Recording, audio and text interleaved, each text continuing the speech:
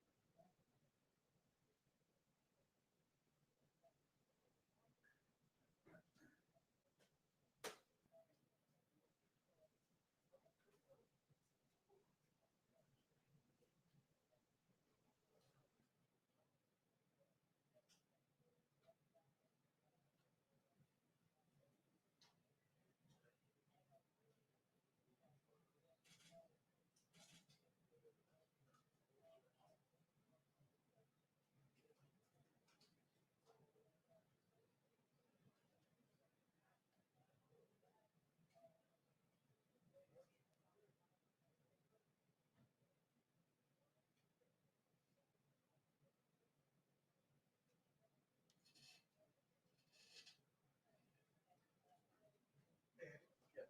Would you tell me if my camera is working? Yeah. Yep. Thank you.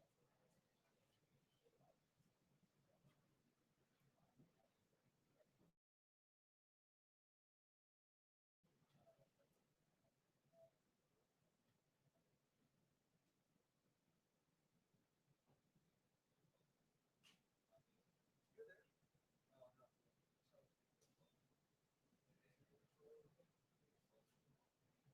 No. Where's your spot?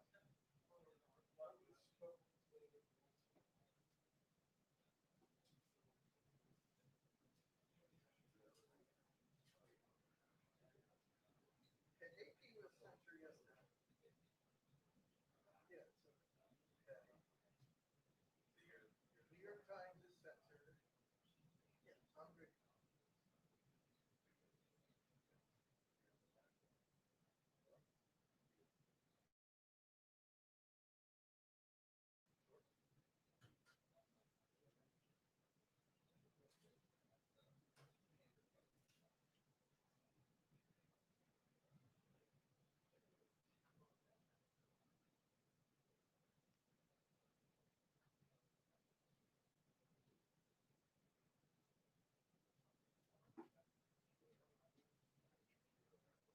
Yeah, I know.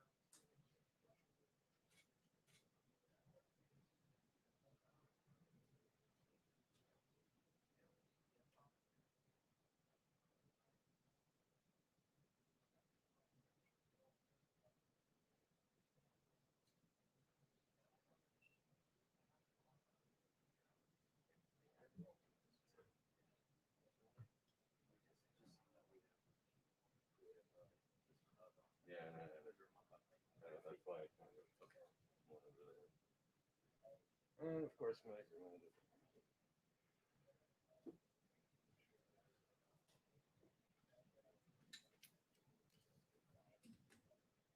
Hey, Ollie. Could we get this email just in case you guys forgot about it? Yeah, it's ready to go. Just want to double check.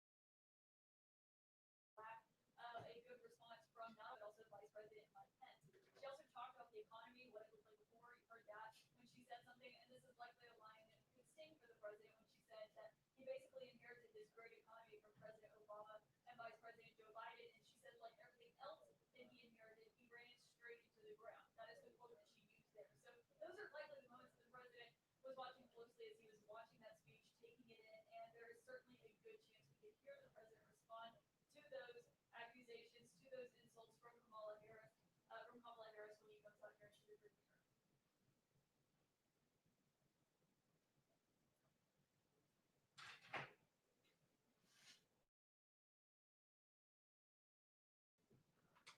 Yeah. Here.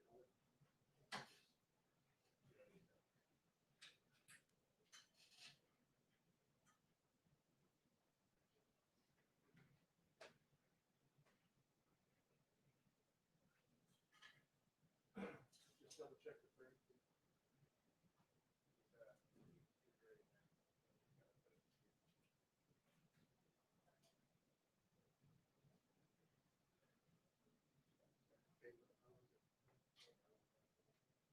Sorry, what? How was it? A truck driver polite. Really?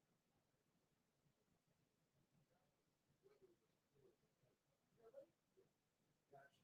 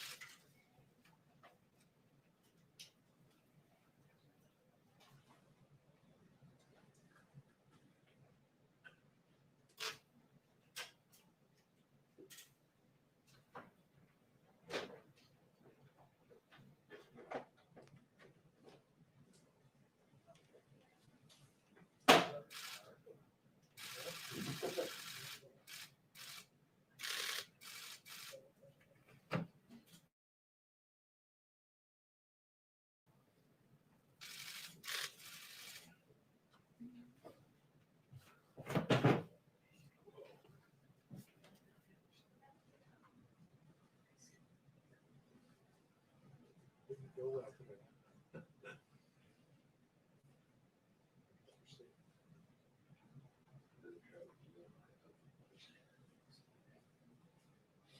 How are you gonna get on?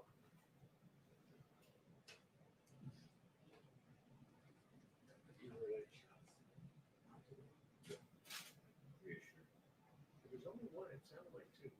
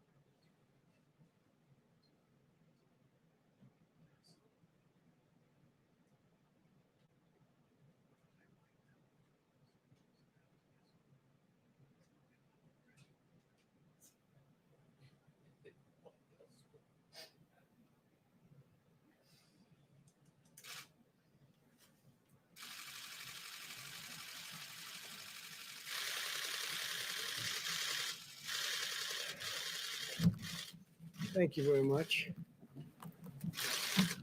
Appreciate you being here. And good evening. As we continue to confront the China virus, we're rebuilding America's economy like nobody thought possible, actually. We're up almost 300 points again today. While our economy is performing significantly better than Europe, which people have to understand very strongly, it's performing better than any market anywhere in the world, actually. At the same time, Europe has experienced a 40% higher excess mortality than the United States. And I will say that that's a significant number.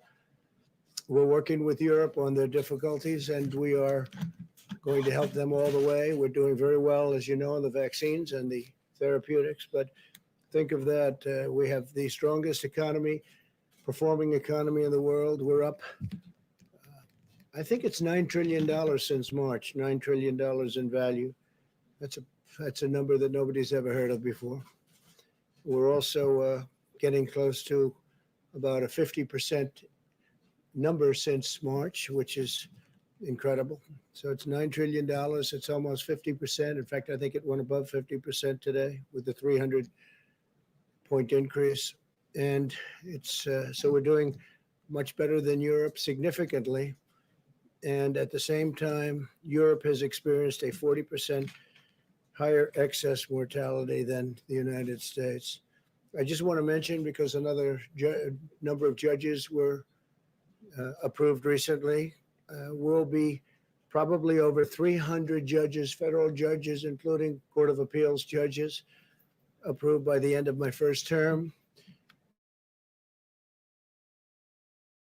And other than into somebody's term, which happens seldom, but we have more than any. There's a record. Nobody's ever seen anything like this in one term. So we're going to have over 300 federal judges, and that's Court of Appeals judges, and that's just in the first term. It probably will finish out over 300, which is pretty amazing. The stock market's rebound signals a V-shaped recovery, stronger than our competitors anywhere in the world, stronger. If you look, you'll see exactly what we have. We lead the world. Japan is second, but in terms of dollar value, it's not even close. So there it is. A lot of great competitors: Europe, United Kingdom, Japan, China, Hong Kong. The United States is leading the world very substantially. The second slide, you'll see the virus-induced economic contraction in the United States has been far less than our peers and peer nations. And you see that right there. There's the United States.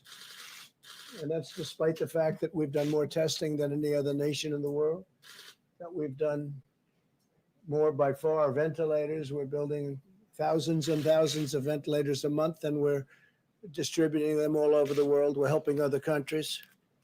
But despite all of these factors, the shallowest contraction, which is a big deal. I'm sure you'd love to put them in your various media outlets. I know you want to get that out. If you want to leave the room early and do that, that would be fine. The rapid recovery, but it would be nice to report it. The rapid recovery of home builders sentiment points to massive new construction, and we are doing massive amounts of construction of new homes, and that's because people have tremendous confidence. This is where we went, and the housing market has quickly rebounded. We were at a record, and now we're going to be at a record again. Those numbers are incredible. That's where we are. We had to turn off the economy, and now we're turning it back on, and that's beyond a V shape. This is going to be very strong. It's called a strong V. Automobile demand has increased 65% over the last 3 months, 65% automobile demand. And we're anticipating that that's going to go up even further, but that's more than anybody else. The manufacturing sector, remember, manufacturing is dead according to the past administration of Obama and Biden. Manufacturing is dead. You need a magic wand. Well, you don't need a magic wand. You need competence and capability. The manufacturing sector is booming, and the production index is at the highest reading since October of 18, which is was an extraordinary period of time. And there we are. That's pretty good. These are numbers that nobody has seen until just recently, and now they're just coming out. These are numbers that are leading people, very smart people. I know many of them, and they're seeing things that they don't even believe. So the manufacturing sector is booming, and the production index is at its highest reading in a long, long time. The economy generated over 9 million jobs in the last 3 years, a record by far, and 12 million more jobs than experts predicted. So there you are. You look at that, and that's a record, and it's a record for the quarter. We had over 9 million, substantially more than 9 million jobs. So those are incredible numbers about our economy and how it's coming back. It's coming back very strongly. It's coming back at a level that's far greater than anybody anticipated. And we're very proud of that. And I give a lot of credit to all of our people, Steve and Larry, and we'll be talking. I shouldn't have any questions. I didn't print those charts. Who did? The economy generated, let's see, I don't know, we'll find that out for you, but it wasn't us. We took those numbers from somebody. Where did you get those numbers, Larry? They're from where? It's from BLS jobs report. BLS jobs. Monthly jobs report through July. Okay, everybody has that. Everybody needs. The Democrats have abandoned the American people over the simple subject of politics. Chuck Schumer and Nancy Pelosi are holding the American people hostage over money for their radical left-wing agenda that the country doesn't want and won't accept. For example, they've asked for a ridiculous $3.5 billion, that's billion, $3.5 billion for universal mail-in voting, a system riddled by fraud and corruption. You just look at what happened with the Carolyn Maloney. I think her opponent is right when he is having fits about that race. When you look at the ballots that are missing and the ballot frauds, nobody knows what's going on with that race, and yet they declared her a winner. So her opponent, I don't know what's happened over the last 24 hours, but her opponent is rightfully going a little bit crazy. And then you look at what happened in Virginia, where they have 500,000 applications sent out at random to people that have no idea what happened. And they admitted they made a mistake. And many were sent to dead people. Many were sent to, number were sent, I guess two, that at least 2, 3, 4 were sent to dogs. One was sent to a cat. They're sent all over the place. That was in Virginia and Paterson, New Jersey. They had a massive amount of voter fraud. It's been a disaster. Paterson, New Jersey, has been a total disaster. That's universal mail-in voting. So they want $3.5 billion for universal mail-in voting for the country, where you have hundreds of millions of voters. They can't do a little race with 20,000 people. Now they want to take it countrywide mail-in voting. It's going to be the greatest fraud in the history of elections. When you always talk about Russia, China, Iran on voting, your biggest problem is going to be with the Democrats, not with China, Russia, and Iran. Your biggest problem is going to be with the Democrats. But now the Democrats, they want $3.5 billion. Think of it. But now that they're unwilling to approve a bill that gives all of that money, of course, we would never approve an amount like that. And they also want $25 billion additional for the post office, Steve, $25 billion for the post office. So the post office can handle this vast amount of ballots that are being sent at random all over the place. They have no idea where they're going. So they want 25 billion and they want, think of this, they want 3.5 billion. Would you say that's enough to cover it? I think we could do it for less, right? I think we could do it for less. But they want 25 billion for the post office because of this. And remember, the new man who's a great person, a great businessman, just got there a little while ago. The post office has been run poorly for many, many decades. Great people in the post office, incredible people, but they've had for many years, so we'll get it straightened out. But they turned down this bill because they want radical left agenda items that nobody in their right mind would approve. So they want 25 billion for the post office. They want 2.5 with $3.5 billion for universal mailing, 3.5 billion. And the bill's not going to happen because they don't even want to talk about it, because we can't give them the kind of ridiculous things that they want that have nothing to do with the China virus. It has nothing at all to do with China virus, much of what they're asking for. So therefore, they don't have the money to do the universal mail-in voting. So therefore, they can't do it, I guess, right? Are they going to do it even though they don't have the money? They're asking for the 3.5 billion. They're asking for 25 billion for the post office so they can do this, I guess, and other things. At 25, I would hope it would be a lot of other things too. But therefore, they don't have it. They don't have the money to do the universal mail-in. It is rigged election in history. It'll be the greatest fraud ever perpetrated, other than perhaps what they did to my campaign, where they spied on my campaign, President Obama, Biden, and everybody else. And they got caught. Let's see what happens.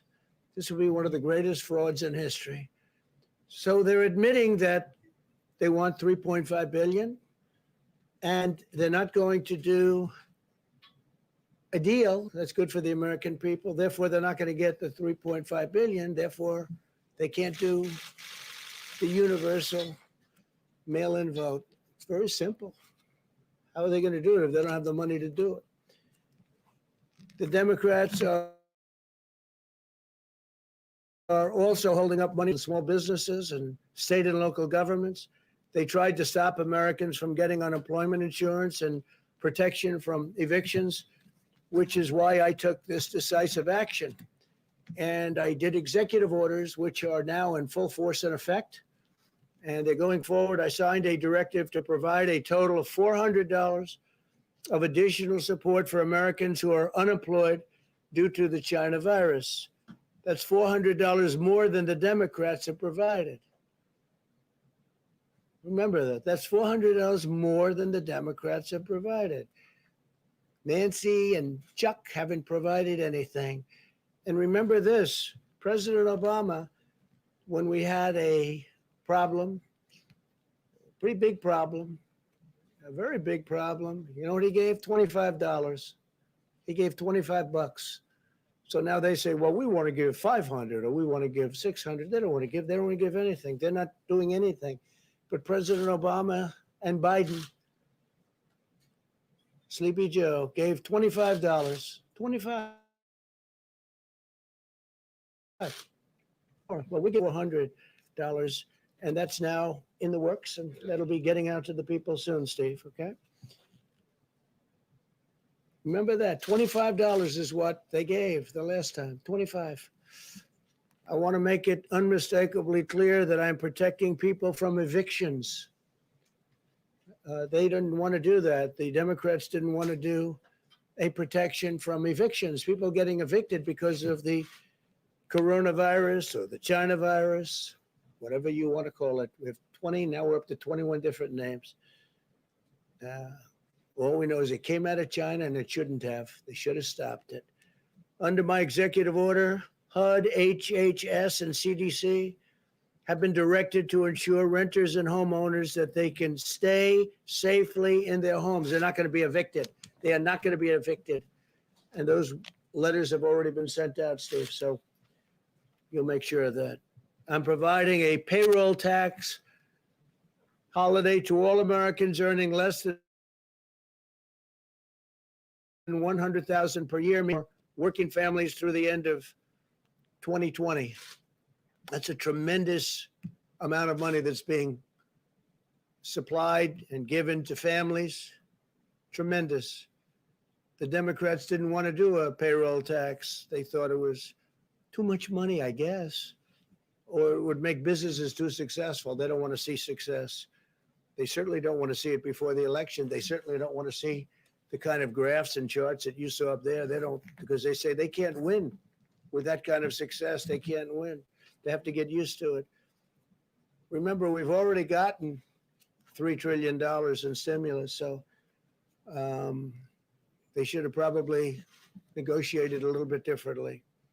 Maybe they should have asked for all of this before we got most of the money and we gave it out, a lot of it to the people. When we win the election, when I win the election, I'm going to completely and totally, without in any way, shape, or form hurting Social Security. That money is going to come from the general fund. We're not going to touch Social Security. I said from day one that we're going to protect Social Security, and we're going to protect our people. And Social Security is one of the things that will be protected. Pre-existing conditions will be protected. Medicare will be protected. But Social Security will be totally protected under me. Under them, it will not be protected because we will have a stock market crash, the likes of which you've never seen. Your taxes will be doubled and tripled. And your regulations will go through the roof, which is what was causing the problems with the country in the first place. Student loans. I signed a directive providing relief to student borrowers. Not their fault that they can't go to college. I will be deferring payments on student loans at zero interest until further notice. So we're going to take care of us out there, and they got hit like everybody else. So I will be deferring payments on student loans at zero interest until further notice. And on the payroll tax, we'll be terminating the payroll tax after I hopefully get elected. We'll be terminating the payroll tax. So that will mean anywhere from $5,000 to even more per family, and also great for businesses and great for jobs. A lot of people will be very happy to hear that. A lot of the great, certainly conservative economists will be great to have. They think that's the greatest thing we can do. That's better than the payments. That's better than anything else. But it's a lot of money, and it's going right directly to the people, and it goes there very easily. But it also creates stronger companies to employ the people. So we will be, on the assumption I win, we are going to be terminating the payroll tax after the beginning of the new year. Today I met with parents, students, teachers, and health experts to discuss the vital importance of safety, reopening America's schools. This evening I'll outline the common sense recommendations that should guide schools as they reopen. With precautions, we want to be very, very safe and very careful. So precautions in place.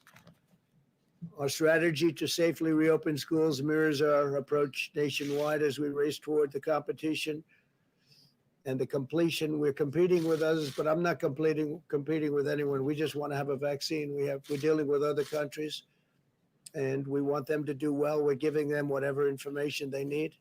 We're all working towards something that will happen before the end of the year, maybe substantially before, but before the end of the year. And therapeutics will happen likewise even sooner. But we're looking for that responsible path forward to shelter those at highest risk while allowing those at lower risk to resume work and school. Go play football. I spoke to some of the great football players, college players, Trevor, and a lot of great players called Coach O. A lot of fantastic people I got to speak to, athletes, leaders. Let them play. and they feel safer on the field than they do walking around and doing nothing. So hopefully that will happen, and hopefully when they play football, they will proudly stand for the national anthem, and they will proudly stand and respect the American flag. Or at least I'm not watching. I can't speak for others, but based on what I see now and based on what I'm looking at with respect to the NBA at this point, a lot of people agree with me. So we would like to request people, you stand proudly for the flag and for the national anthem. In the months since the virus arrived, we've learned a great deal. While this is a dangerous and highly infectious disease, it primarily affects the oldest segment of our population or those with chronic health issues. The United States has the largest nursing home and assisted living home population in the Western world by far. Nearly half of all of the deaths from the China virus in the United States have occurred in nursing homes and long-term care facilities. The median age of those who succumb to the virus is 78 years old. These findings underscore that all Americans must continue to apply extreme vigilance in protecting our elderly population and those with chronic conditions. Outcomes are very different for younger Americans without serious health issues, tremendously different. They can often expect mild or moderate symptoms or even no symptoms. They have very strong immune systems. We've learned even more so than we ever thought. In a typical year, approximately 5 times as many Americans under the age of 65 die from heart disease as have so far been lost to the coronavirus from the same age group. That's an interesting statistic. Blessedly, children appear to face the lowest risk of all. It's 99.995% of all fatalities are adults. Think of that, 99.95.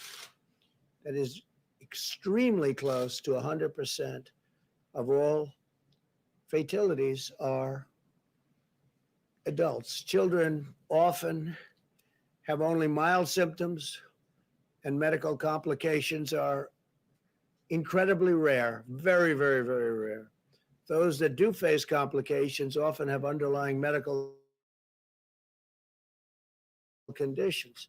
Flu resulted in more deaths of those under 18 in the United States than have been lost thus far to coronavirus by far. The flu does kill young people. Given these considerations, we believe many school districts can now reopen safely, provided they implement mitigation measures and health protocols to protect families, protect teachers, and protect students. All families should be empowered to make the decision that is right for their own circumstances. This is especially important if a child has underlying health conditions or lives with a parent or grandparent who is at a high risk. And one of the things we'd like to do is when we make payment to schools, because we spend a lot of money on schools, we'd like to make the payment directly to the student or to the child. And that would mean to the parents essentially, but to the child. We want to follow the child so that if a school is closed, go to another school, maybe in another area, but they can do it and would like to make that payment rather than paying a school that's closed, would rather pay directly. We're following the child, where the child goes, and we want to pay the family, pay the child, and then the family can take care of the cost. And we're trying to get that approved too, but the Democrats don't like doing anything unless it means doing for the union, which controls Nancy and controls Chuck 100%. And I have nothing wrong with the union. I have great respect. Very few people do I respect more than a great teacher. It's a tremendous talent. They're really underappreciated. These are phenomenal people with tremendous talent. The great ones are among the most important people we have in this country. And they'll be great at charter schools. They'll be great at about school choice, which we'd like to see so that parents can take their children to the school of their choice. That's something we want. We think it's very important, especially in the minority communities. They want it so badly. African American, Hispanic American, Asian American, they want it so badly. But the two people I mentioned, Nancy and Chuck, they're totally controlled by the heads of the union. I think the teachers like us a lot. We're taking care of our teachers. We want to take care of our teachers. But we cannot indefinitely stop 50 million American children from going to school and harming their mental, physical, emotional, and academic development and inflicting long-term lasting damage. I heard a gentleman today, a great person, some of you were at that meeting, from Harvard, say that every year is $10,000. It's people, they lose a tremendous amount of money in the future. Mentioned $10,000. I think he was talking about on a yearly basis. They lose a lot by every year of education that they lost. Every year they gain $10,000. And when you have students sitting at home playing with a computer, it's not the same. That's one thing we've learned for sure. It's not the same, can never be the same as being in a classroom. So we want to get our students in the classroom. The American Academy of Pediatrics has released guidance, recommendation that schools reopen. They said reopen. It said, quote, lengthy time away from school and associated interruption of supportive services often results in social isolation, making it difficult for schools to identify and address important learning deficits. The doctors also warned about the risk of increased abuse, substance use, depression, and suicide. Suicide. The National Education Association recently stated, despite the momentous efforts of educators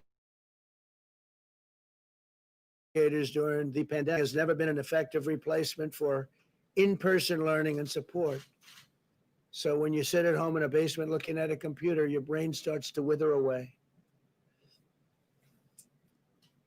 We have a lot of good experience at that just by taking a look at what's happening in politics.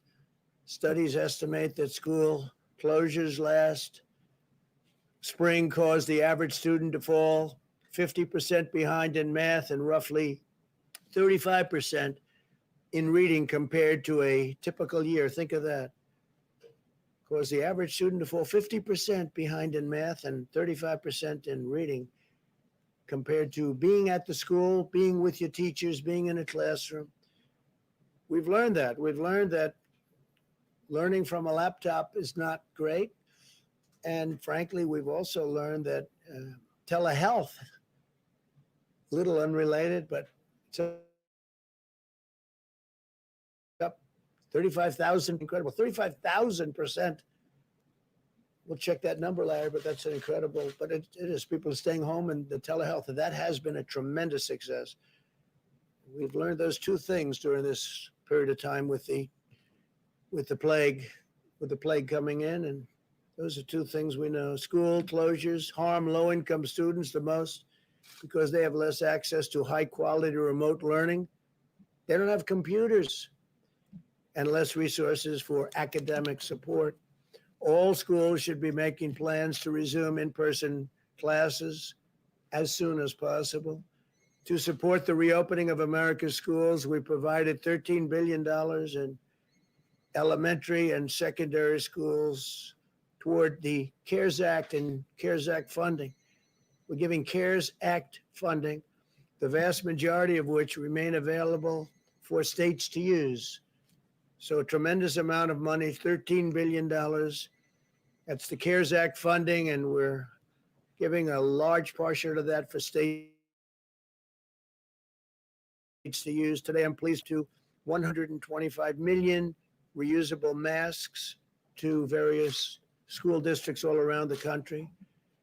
My administration also stands ready to deploy CDC teams to support schools that are opening and schools that need help in safety and in order to safely reopen. Finally, today, my administration is highlighting general recommendations for all schools and guidance to protect high-risk teachers and students. We're working very, very closely with many of the schools and school districts throughout the country. They include the following: to ensure all students, teachers, and staff understand the symptoms of the China virus, require all students, teachers, and staff to self-assess their health every morning before coming to school, encourage frequent hand washing or hand sanitizing during the school day, beginning upon entrance to school, and ensuring that hand washable throughout school.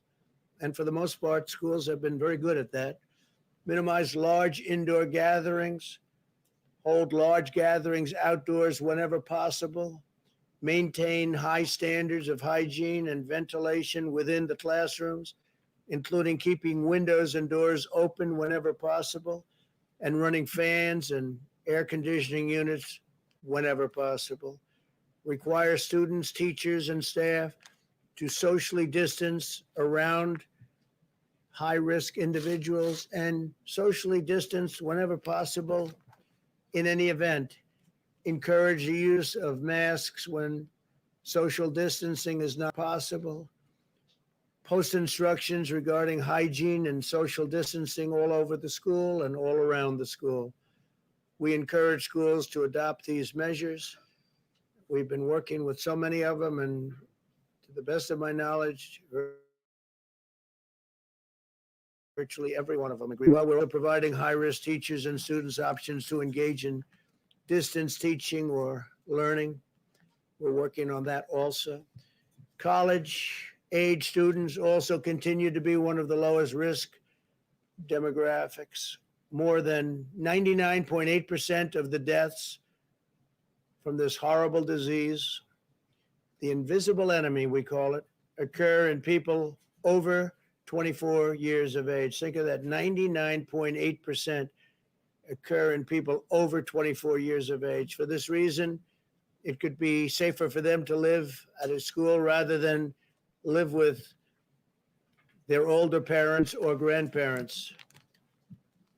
We got to go to school. We got to open up. We got to open up our schools and open up our businesses. And a lot of it has been open, but we can do better.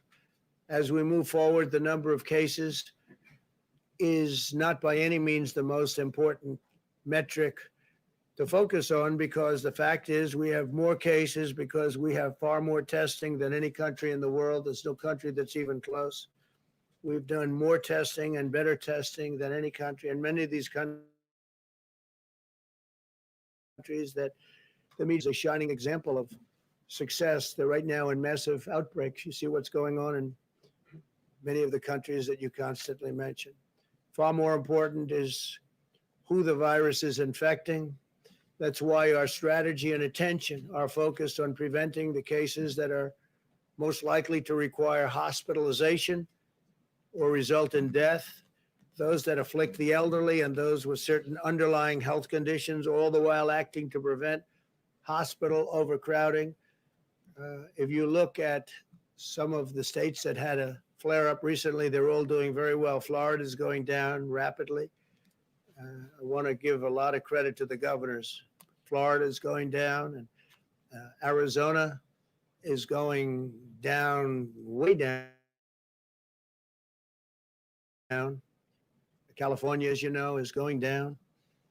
And many other locations is doing very well. And many locations are really in fantastic shape.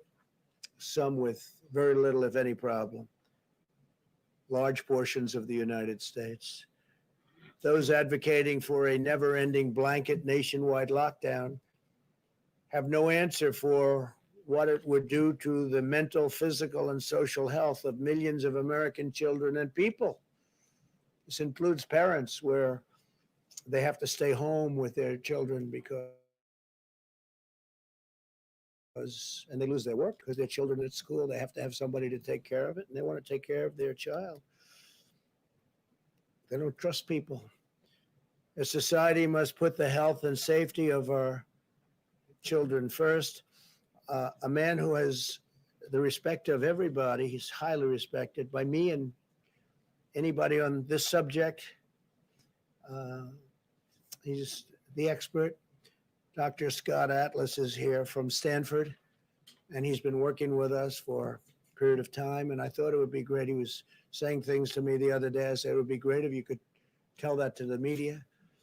So this is the first time I've shared the platform, and it's an honor to do so. Scott is truly, he's a brilliant man. He's a wonderful man, and he cares about this subject very much. And I'd like to ask Scott to come up, please, and say a few words. Thank you, Scott. Thank you, Mr. President. Obviously, a great honor to be here, and this president who's really focused on the very important parts of the pandemic. And I'm new here. I'm just sort of getting involved, but I want to thank you and the vice president and the entire team, the task force team, and all the people who are not very visible, really, for working so hard. These people are working 24/7. And it's quite amazing. And I think today we had a fantastic event that I'll just mention on opening the schools, because the president's priority is to open the schools and open them safely and have parents have the options to either use open schools or do whatever they can to eventually get back to open schools, including any kind of hybrid or other arrangement they may want to do. It was a great event. We had a group of fantastic parents, teachers, medical experts, and it went very well. And so I won't spend a lot of time up here, but thank you very much. And I hope I can help out in some way. Thank you. Steve? You mentioned the executive orders that you signed. Are we now unlikely to see any more stimulus legislation before the election? Well, we're giving $400, and we are in constant touch with governors also, who they'll be making perhaps a contribution. They have options. They can do it or they don't have to do it. I think most of them will do it. We're also doing a payroll tax cut, which is a massive number. That's a very big number. And that's a number that's bigger than any of the numbers we talked about. And the beauty of that is it really incentivizes companies, and because it's both a company cut and a employee cut, so that really very much incentivizes people to go back to work and work hard, and the company to hire people back. Economic minds saying that's the most important cut. That would be the best cut you could do. We couldn't get the Democrats to even think about agreeing to it. It's not the Democrat way, I guess, because it just seems that whether it's Larry Kudlow or any of your many friends, that's the one they wanted the most. Would you say, Larry? And so we're doing that, and that was never even really discussed because that was taken off the table by the Democrats immediately. And this is every week you get a check, or a month, or biweekly. This is a major amount of money that you're getting directly. So it's really, it's a very big number. It's a very substantial number. And this is, don't forget, this is in addition to the $400. And this is a big number. And now at the end of the year, the assumption that I win, I'm going to terminate the payroll tax, which is another thing that some of the great economists would like to see done. We'll be paying into Social Security through the general fund, and it works out very nicely. If Biden, because he's going to triple everybody's taxes, he's going to have to explain that one. And as you know, he's also going to quadruple regulations. He wants to put regulations on. One of the reasons that we had the kind of numbers and big bounces that you've seen. I mean, we closed it up, we saved millions of lives, and now we open it and we bounce right back where we were. It looks like we'll be bouncing right back where we were. But one of the reasons is because we cut so many horrible regulations. And Biden, with his new partner, Kamala, will, if you think he's going to put it all back, but many times more. I mean, they want to increase regulations, and that's just going to drive come out, it's drive them to other countries, and it's going to make us not competitive with other countries. Please, oh yeah. Thank you, Mr. President. I'd like to highlight a kind of odd situation. In the last hour or so, if you Googled Antifa.com, it would take you straight to Joe Biden's website, his official campaign website. Odd situation. We don't know who's behind that, but it raises an interesting leadership question. Should Joe Biden, the Democratic Party, Kamala Harris, should they publicly denounce the Antifa as a domestic terrorist organization? They should. I think they're afraid to. It's in my book, it's virtually a part of their campaign, Antifa. The Democrats act like, gee, I don't know exactly what that is. Take a look at Portland. Take a look at any place you want to take a look at. And they're all over the place. They were here. We put on a 10-year prison sentence if you knock down any statues 2 months ago. And since then, we haven't seen much of them. We had to send border security. We sent actually Homeland and border and Homeland to Portland in order to, you know what we had to do. We had to save. They wanted to knock down a courthouse, a $500 million courthouse. They wanted to burn it down, knock it down. And they were easily able to defend. But the mayor and the governor of the state, they didn't want to do that. And we actually sent our people there, and they did a great job. And they did it easily. But in the meantime, they went to other parts of the city, and they're doing damage. And we're recommending to the governor that they call in national security, call in the National Guard. We're willing to we would stop that problem in 1 hour. We sent just defensive measures to protect and save that courthouse from being burned down or knocked down. We also saved a couple of other buildings, federal buildings, because they were unable to do the job. I have to say this, they have really good police. They have a great group of people that if they would be allowed to do their job, same with Chicago and same with New York and a couple of other cities. If they allowed, you have in Chicago, 25,000 police, and they're really good, but they're not allowed to do their job. In New York, you have New York's finest, but they've totally taken away their incentive. They've taken away their lives to do their job. They could do the job so easily, you wouldn't have a problem in New York. And that includes with terrorism and everything else. They disbanded.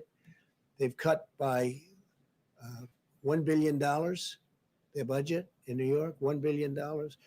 And crime is up by 200%, 250%, depends on what week you're looking at. It's crazy what's going on in New York. We could solve that problem easily, but we don't have to, because they should be able to do it themselves. But they have to give the honor back. It's an honor. They have to give the honor back to their law enforcement groups. New York is great, so is Chicago. And in Portland, they could do the job. If they don't want to do that, we would send in gladly if they want. The National Guard will take care of it in 1 hour. It'll go very quickly. As we did, by the way, if you take a look in Minneapolis, when they were burning down Minneapolis, a wonderful place, but nobody's ever seen anything like it. After days, the very liberal, and these are all run by liberal Democrats.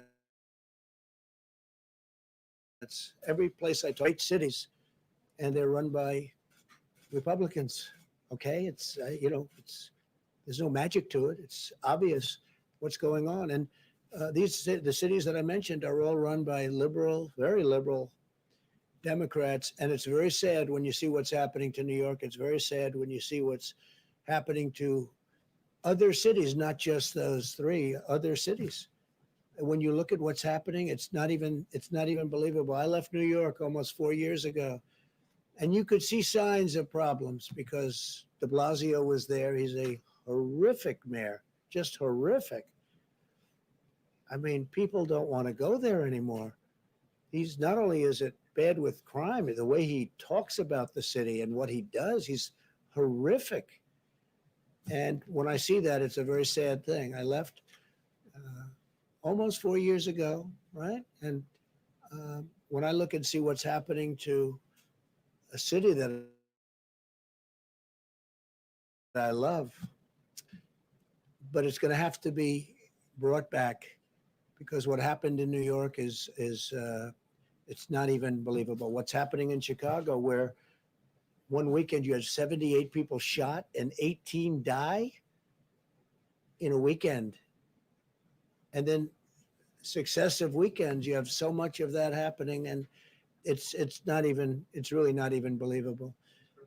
And if you let Democrats run this country, and we've stopped it from going other places, if you let Democrats run this country, you'll have all of your cities be just like that. President, thank you, Mr. President. The heads of the Boston and Dallas Fed today said that the economy hasn't recovered strong enough because the country hasn't contained the virus. So what's your response for a stronger federal response?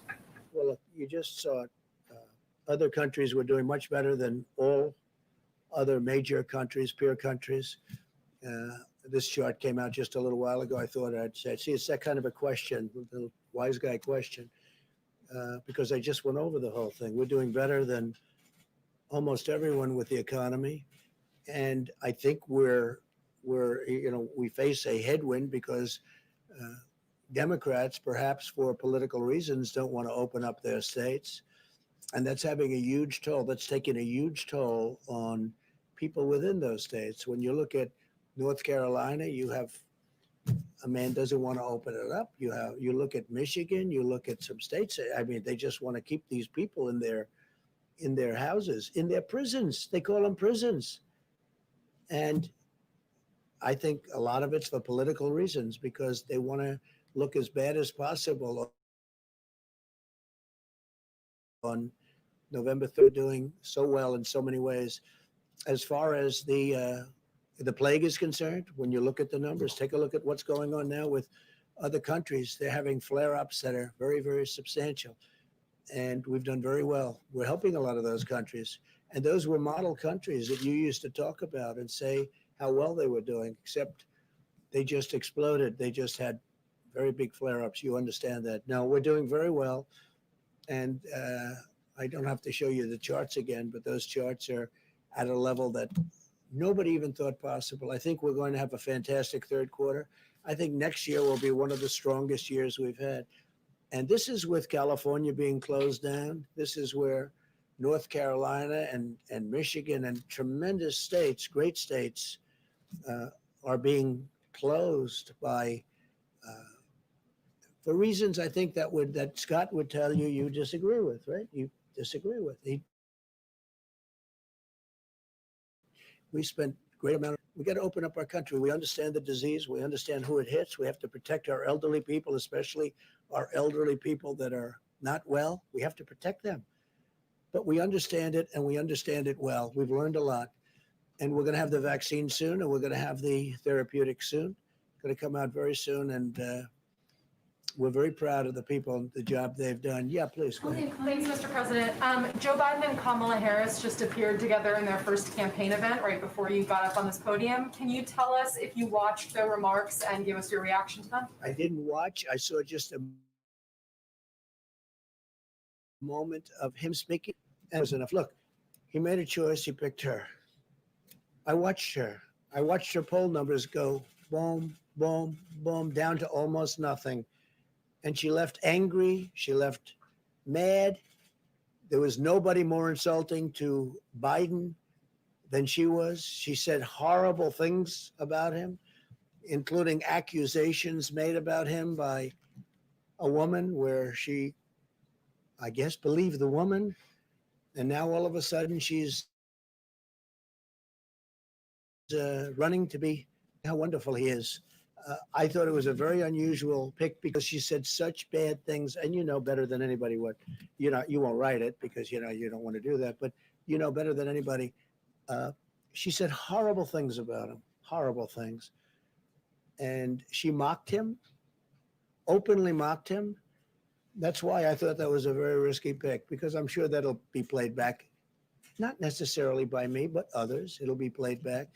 The other thing, if you look, she wants a $3 trillion tax hike, no fracking. How do you think? No, that's a big fracking state. If you didn't have energy produced that way, you would have taxes that would triple and you'd have unemployment that you wouldn't believe. In Pennsylvania last year had the best year they've ever had. Texas last year had the best year they've ever had. Oklahoma, best year. Almost every state in our nation last year had the best year they've ever had. And they're going to have that again next year. And you can see that by what? But think of it. She wants no fossil fuels. No fossil fuels. Really? Tell that to Texas. And then I hear Trump is only 1 point up in Texas. No, they said the same thing with crooked Hillary Clinton. This is in play. Trump is down in Texas. And then I won Texas immediately when they said the polls are closed. Trump has won Texas. And I won by a lot. And I won Georgia by a lot. It's the same thing over. It's almost like a duplication of what happened before, except we have much more energy now than we ever did in 2016. And we had a lot. We had record amounts in 2016. But you take a look at the tax cuts. We gave the biggest tax cut in the history of our country and the biggest regulation cuts in the history of our country by far. Wants to increase everybody's taxes. And she's one of the people that wants that. I mean, you take a look at that. She wants to defund or at least substantially reduce money going to police departments. And you can't do that. You can't do that. It's actually got to be the opposite. I've been endorsed by so many police departments. I'm getting a really good one this week that you'll be seeing. Really big, really good. But who could ever, what police department, what law enforcement group could ever support Joe Biden, where he said things that are so bad and so foolish, frankly, so stupid in terms of, so we're getting all of law enforcement. We're getting the military. She wants to spend much less on our military. I've rebuilt the military. We have the strongest military now. Much of the equipment is coming in, all made in the United States. $2.5 trillion we spent. When I took over, we had a military that was totally, it was in terrible, terrible shape. It was depleted. It was a depleted military. Old planes, old tanks, old everything. And we have a beautiful, brand new military with the best people in the world. We never had anything like it. Some of the equipment is still coming in. No, we have, we've done a real, going to be extremely successful. I was surprised that he picked her, very surprised because of the horrible way she talked about him. And frankly, because she dropped like a rock. I didn't. When I ran against 17 people, mostly governors and senators, some others. Ben Carson was very strong, very good. A couple of others, but mostly governors, mostly senators. And I ran. And I went up. She ran and she went down to rock bottom. I don't think she ever got to run her first, to take a vote in the first state. So generally speaking, you don't want to pick somebody that went down. She went down, but she went and she said horrible things about Biden. She said far worse about Biden than I ever did. And now she's running as vice president. So how does that work? Please, in the back. Mr. President, thanks for taking my question. I'm wondering tonight if you might have any words of encouragement for middle schoolers or high schoolers starting the school year strictly online who might be frustrated, wondering how they're going to get through the next quarter, missing their friends and teachers. Just wondering if you might have any words of encouragement for them. It's such a fair question, such a good question. Yeah, I mean, you hear what I was saying, where Scott will be involved and he'll be talking to you over the next couple of days, what he's saying from great experience. No, I feel very badly for him. And I have a feeling that on November 4th, somebody's going to announce schools are open, the country's open, everything's open. And I really believe I want to know the truth. I think so. But you're right. Online is not the same as being in the classroom. And that's been proven. It's been proven loud and clear. Yeah. Any other questions? Mr. President. Go ahead, please. Thank you, Mr. President. You have warned several times that if Joe Biden is elected president, that there will be an invasion in suburban neighborhoods. It's a sentiment that you expressed in a tweet again this morning. What exactly do you mean by invasion? What I mean is people are going to become, they're going to be opening up areas of your neighborhood, which they're doing, and now they're going to do, they wanted to expand it, and they will expand it. If for any reason they're going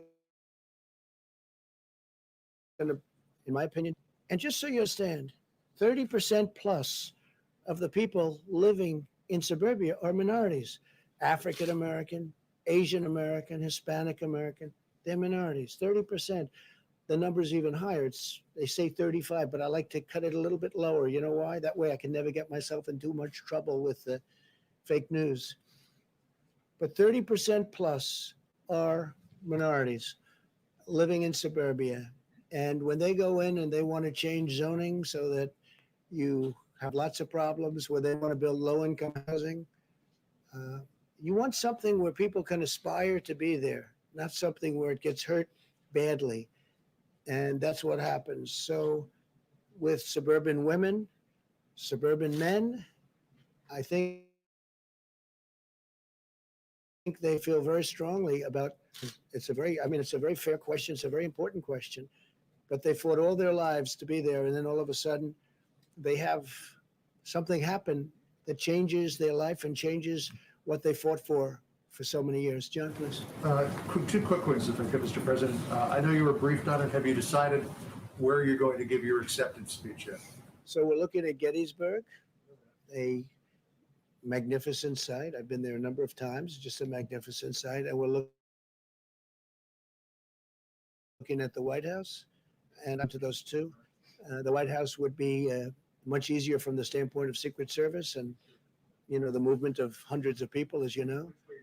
I would say we love them both. I love Gettysburg, but it's this is simpler, would be magnificent. The White House is the White House is the White House. Gettysburg is one of the great and historic sites of our country, frankly, as far as I'm concerned, of the world. So one of those two, I'll probably be announcing it over the next week or so. Maybe. I had a question about payroll taxes. If you permanently rescind the payroll tax, how do you pay for Social Security? We're taking it out of the general fund. And what we'll do, deficits. what we'll be doing is, if we do that, we'll get it approved, in that case by Congress, and we'll take the money from other places other than, we will not take it from Social Security in any way, shape, or form. How do you fund it from the general fund when the general fund just incurred a debt of $2.8 trillion? You're right, but we're going to have tremendous growth. We have tremendous growth. You take a look at what's happening here. Next year, unless somebody comes in who doesn't know what they're doing and they start raising taxes and forcing everybody to leave the country or leave their jobs and companies to close, we will have tremendous growth. You will see growth like you haven't seen in a long time. Okay. Mr. President, since you didn't see Kamala Harris's remarks today, I wonder if we could just get you to respond to one thing that she said. Sure. She said that your refusal to get testing up and running, I'm paraphrasing, you're flip-flopping on social distancing and masks. And you're deluded that you know better than the experts. All of that, in her words, a reason that one American dies of COVID-19 every minute. What do you think of that?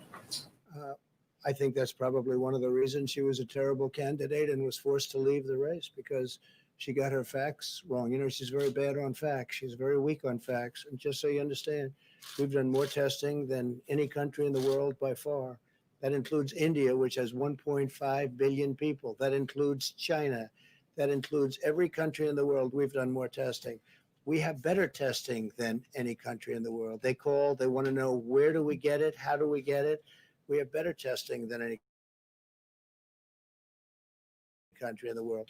However, as you understand, you develop more cases. If you tested on set of 65 million people, which is what we've done, when you test that many people, you're going to find cases that normally you wouldn't see. If you go to Mexico and you go to other countries, you'll see they do almost no testing. They test if somebody's not feeling well. They test if somebody is symptomatic. They test very little.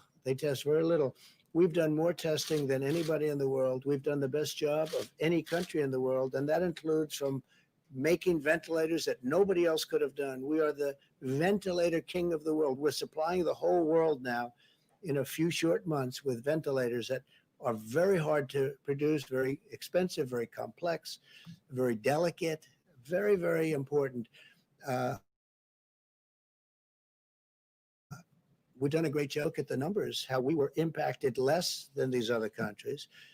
And now you look at the explosion of countries that you would have said did such a good job, and some of them had advantages over us for obvious reasons having to do with the pandemic. But when you look at the job that we've done compared to others, we've done a great job. And I read today that she's very short on facts. I think she's going to be a big failure. And I look forward to the debate between her and Mike Pence, because I think he'll do even better against her than he did against Senator Kaine, which was a total wipeout. So we'll see how it all works out. All right, one more. Yeah, please. Mr. President, thank you very much. Lee? No, in the back. Thank you. Just ask what argue you're trying to sow distrust in democracy and deliberately trying to sabotage the post office to undermining mail-in voting, which a lot of people need. I say the Democrats are sabotaging the post office because they're not approving $25 billion that was requested. So they're sabotaging the post office, and they're not allowing the post office to function properly. And they're certainly not allowing universal mail-in votes when they do that. But equally importantly, they're not allowing $3.5 billion in funds to do voting that they'd like to do. Therefore, all of this and all of the tremendous mistakes that were made with regard to mail-in voting, all of these tremendous mistakes, you can't even do it. I would imagine the courts, this is in many courts right now, they're showing all of the disasters that have taken place just in the last short period of time, in the last 2 months, with respect to universal mail-in voting. It's just like a total catastrophe what's happening, and we can't let that happen. Go ahead real fast. Mr. President, I'm Sure. Go ahead. One is graphs about the economics of COVID, but deaths in America are still going up, whereas in Europe, right now, 0 deaths in UK, 0 deaths in France. What's going up by cases, if you look at cases, and the cases are going up because we do so much testing and we find it, and I call it fake media gold, because we do so much more testing than any other country, and when you do all that testing, you find cases. Go ahead, Steve, real fast. First one on trade. You've got these trade talks with China going on. Is it possible you would pull out of the trade deal with China if they're not meeting their commitment? We've taken a lot of money from China in the last year and a half that no other president has taken in. We've done things to China that nobody else has done to China, even thought of doing it, with 25% tariffs, and taken in billions and billions of dollars, tens of billions of dollars, and given the farmers, as an example, $12 billion winner, and made the farmers extremely happy. You don't hear them complaining. They were targeted by China. But I'm very angry at China because they let this horrible disease, they let this horrible plague come into our country and come into the world. And they should have been able to stop it. They stopped it from going into China. They should have been able to stop it. So I'm very angry at China. Thank you very much. Mr. President, on unemployment, it's not $400, it's $300 for the federal government. So why are you saying it's $400? Mr. President?